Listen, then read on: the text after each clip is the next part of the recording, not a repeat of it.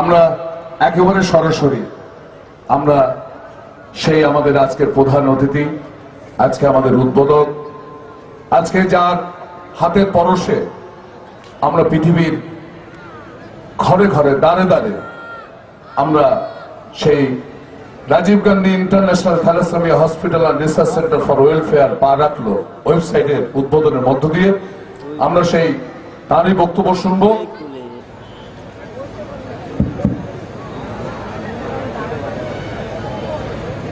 परम आदरणीय माननीय काजी अब्दुल गफ्फार साहब,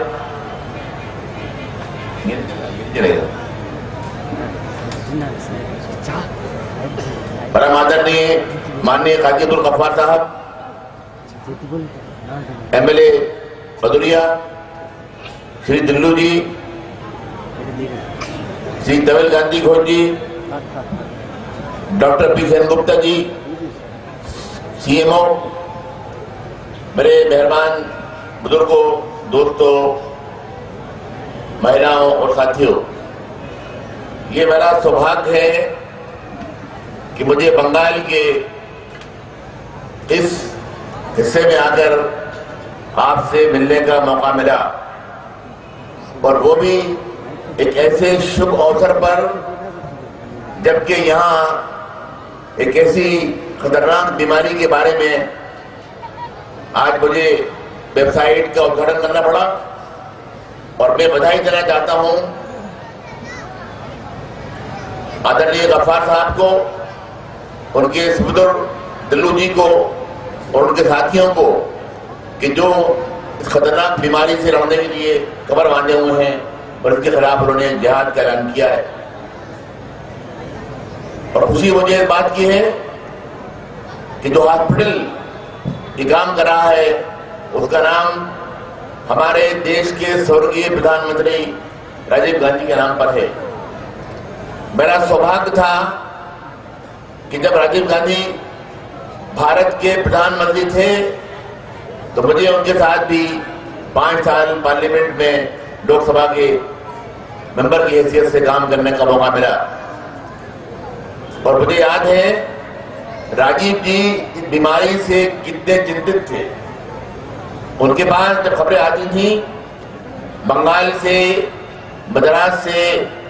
हमारे इलाके बस्तर से, आदिवासी इलाके से, तो उन्होंने चिट्ठी लिखी थी सारे मेंबर पार्लियामेंट्स को कि वो बड़े फराग दिली से, खुले दिल से आगे आकर इन बीमारी के बच्चों के लिए खून डोनेट करने की पहल करें और खून देने की इंतजाम करें। यही बात उससे पहले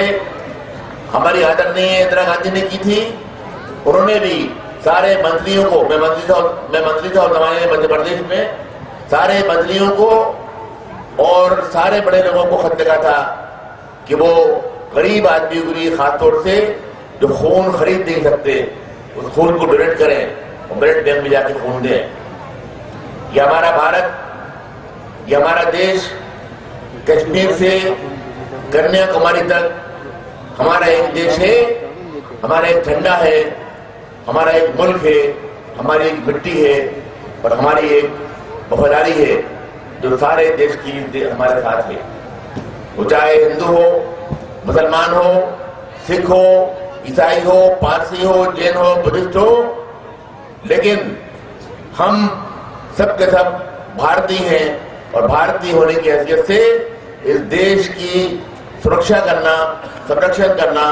और इस देश के विकास में बलिदान देना हम सबका कर्तव्य है। मैं याद दिलाऊं आपको कि मौलाना आजाद इसी कलकत्ते के थे। ये मालूम है आप लोगों को? मौलाना आजाद बंगाली थे और इसी कलकत्ते के थे, ये रहते थे, वो ये खानदान था उनका, ये प्रॉपर्टी थी उनकी। और मौलाना आजाद ने भारत के लोगों के लिए आजादी की एक नई मशाल रोशन की थी। खास तौर से उस जमाने में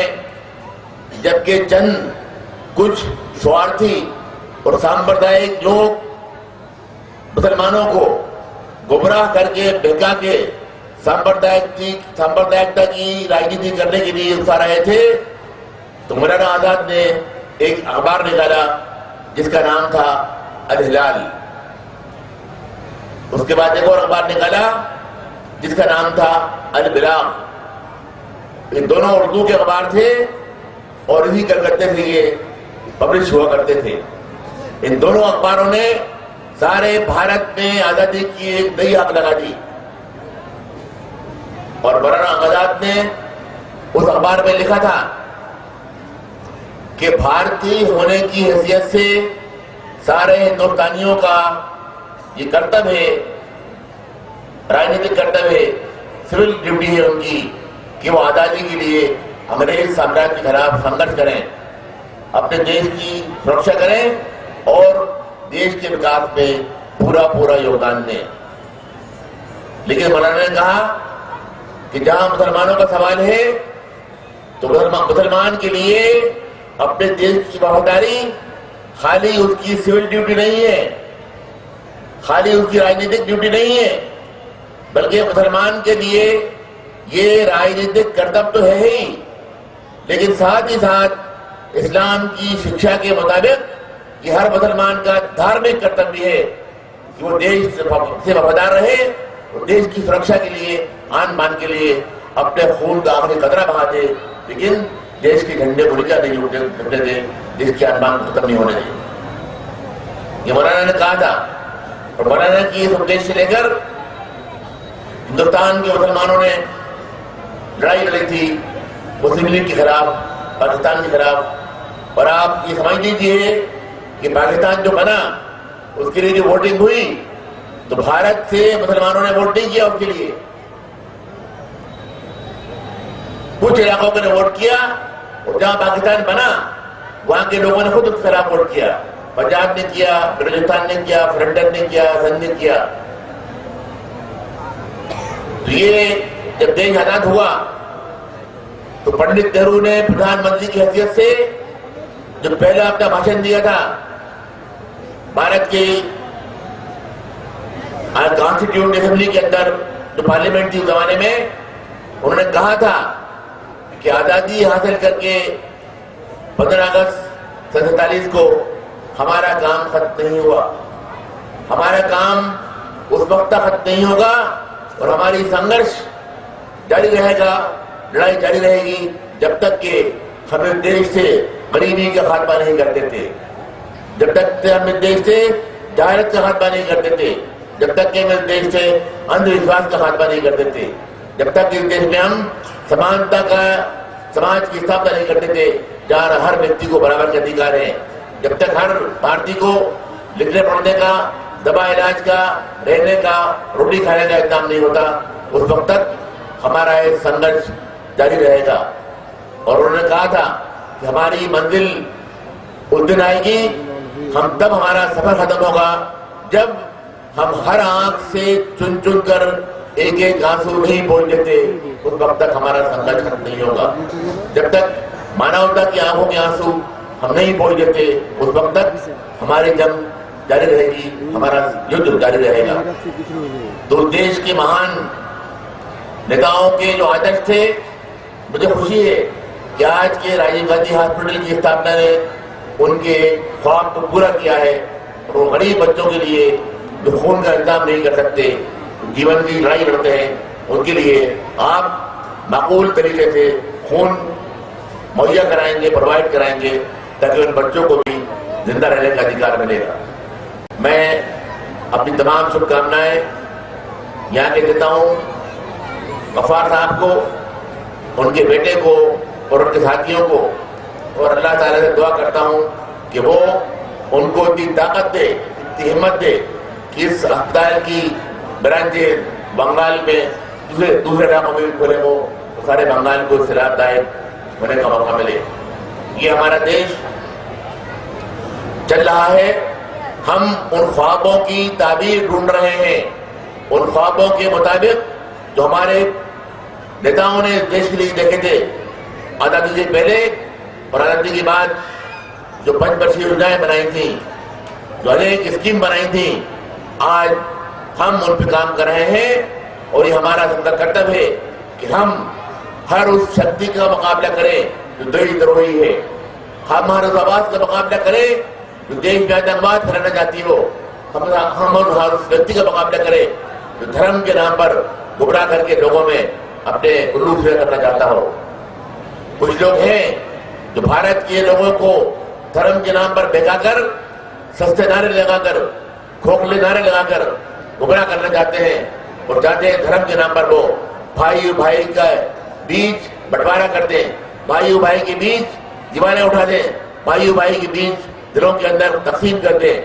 सारे भारतीयों को ऐसे तत्वों से, ऐसे लोगों से होशियार रहना है और किसी भी व्यक्ति को धर्म के नाम पर गुमराह करके भारत के लोगों को बांटने का अधिकार नहीं देना है। ये हम सबका कर्तव्य है, हम सबका दृढ़ निश्चय होना चाहिए। मैं समझता हूं कि बंगाल के लोग जिनका शानदार माजी है, जिनका इतिहास जो उन्होंने लिखा है, दुनिया से कभी भूल नहीं पाएगी। बंगाल ने जो बलिदान किया है आजादी की राह में, आजादी के रास्ते में जो कुर्बानियां की हैं, जो फांसी में चढ़े, गोलियां खाई हैं, जेलों में गए हैं, बंगाल का नाम सदा उनके लिए ऊंचा रहे, ऊंचा रहा है, ऊंचा रहेगा। और मुझे वो यकीन है कि आप बंगाल के उस अजीबोशान मादी को, उस भूत को, उस पास को और ताकतवर बनाएंगे और बंगाल सारे देश की रहनुमाई करेगा, नेतृत्व करेगा। मैं आपकी भी आया हूँ, आपने बताया, इसके लिए नेक ख्वाहिशात के साथ, सारे दुआओं के साथ बहुत बहुत धन्यवाद। অসংখ্য ধন্যবাদ। উনি পশ্চিমবঙ্গকে সারা ভারতবর্ষের কাছে শ্রেষ্ঠত্ব বলে গেলেন, এটা আমাদের খুব বড় পাওনা। আমরা তার সত্যি কথা যে তিনি আমাদের মাঝে এসছেন, এর থেকে বেশি আর কিছু আমার চাওয়ার নেই।